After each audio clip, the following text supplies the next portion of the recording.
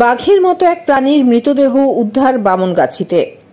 ৩রা মে শুক্রবার সকালে উত্তর চব্বিশ পরগনা জেলার বারাসাত ১ নম্বর ব্লকের অন্তর্গত বামনগাছি চৌমাথা সংলগ্ন ৩৫ নম্বর জাতীয় সড়কের পাশে একটি প্রাণীর মৃতদেহ উদ্ধার হয়। তবে সেটি কি প্রাণী সে বিষয়ে নানা মানুষের নানা মত। কেউ বলছেন বাঘ, কেউ বলছেন চিতাবাঘ, আবার কেউ কেউ বলছেন বন বিড়াল। জাতীয় সড়কের পাশে পড়ে থাকা সে মৃত পশু দেখতে ভিড় জমিয়েছেন বহু মানুষ। পরিস্থিতি সামাল দিতে ঘটনাস্থলে উপস্থিত ছিল পুলিশ কর্মীরাও। খবর পেয়ে ঘটনাস্থলে পৌঁছন বন দপ্তরের কর্মীরা।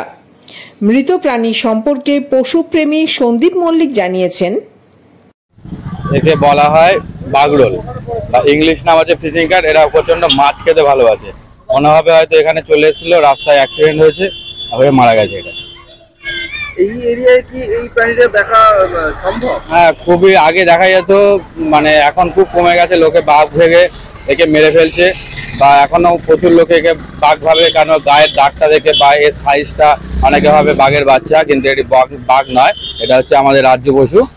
এটা নিয়ে কোনো ভয়ের কিছু নেই। এটা আমাদের এখানে প্রায় আগে প্রচুর দেখা যেত, এখন আর দেখা যায় না, কারণ বাঘ হিসাবে অনেকে মেরে ফেলে বা এরকম রাস্তায় অ্যাক্সিডেন্ট হয়ে মারার পরে এখন এগুলোকে খুব কম দেখা যায়। আমি অ্যাকচুয়ালি আমার বাড়ি বনগাঁতে, তো আমি কলকাতাতে যাচ্ছিলাম, এটা দত্তপুকুর এখানে ভিড় দেখে আমি জিজ্ঞেস করি যে কি হয়েছে।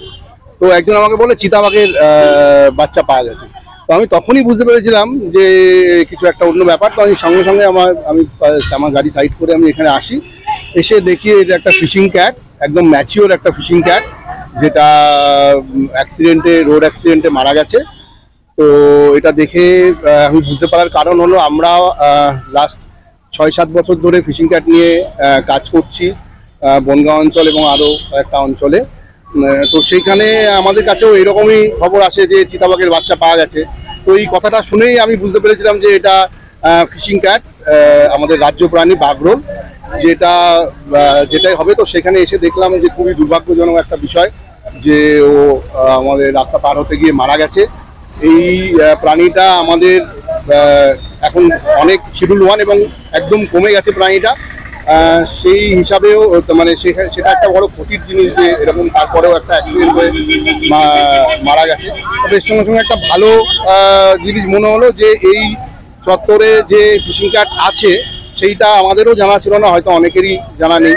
তো যারা কাজ করছেন তারা আরও বেশি এখানে কনসেন্ট্রেট করতে পারবেন, তারা আরও বেশি অ্যাওয়ারনেস ক্যাম্প করতে পারবেন, যাতে আগামী দিনে এরকম কাজ না হয় বা এরকম ধরনের দুর্ঘটনা না হয়।